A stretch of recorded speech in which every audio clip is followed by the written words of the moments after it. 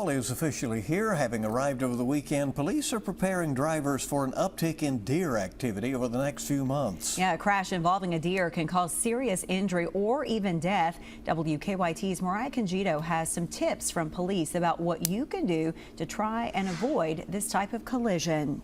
According to the National Highway Traffic Safety Administration, in Kentucky last year, there were more than 3,000 deer-related crashes. The National Highway Traffic Safety Administration says every year there are about 1 million deer-related crashes across the country that kill 200 people, cause thousands of injuries, and $1 billion in car damage. Put down any distraction and pay really close attention. Be very vigilant while you're driving, especially from dusk until dawn where they're most active. Richmond Police Chief Rodney Richardson says deer are habitual animals and will typically frequent the same spots.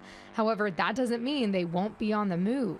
With the construction of new homes, new areas are being developed. It's changing their habitat, so they may change from year to year where they're actually staying. Richardson says it's especially important to slow down in a deer-prone area. Usually, these roads are marked to alert drivers. A lot of these areas where these collisions occur, the state will post deer crossing signs. So if you see one of those, I would probably slow down to at least a speed where you could stop very quickly if needed. If you hit a deer, it can not only cause significant damage to your car, but it can be deadly. The NHTSA says in 2023, 3 people died in Kentucky as a result of deer-related crashes. If one crosses the road, there's a likely chance that there's either others or at least 1 or 2 behind it. Police say never veer from a deer. Swerving to miss a deer could put you at a greater risk of hitting an oncoming car, a pole, a tree, or even a pedestrian. Especially if you're on the interstate or you're on a county road where there's not a big wide roadway. So if you swerve, you may swerve into someone and hit them head on. He says if a collision is unavoidable, it is often safer to hit the deer. It's another reminder to always have your seatbelt on, as it is your best defense during a crash. And you can expect this increased deer activity all the way up until January, when their mating season is over.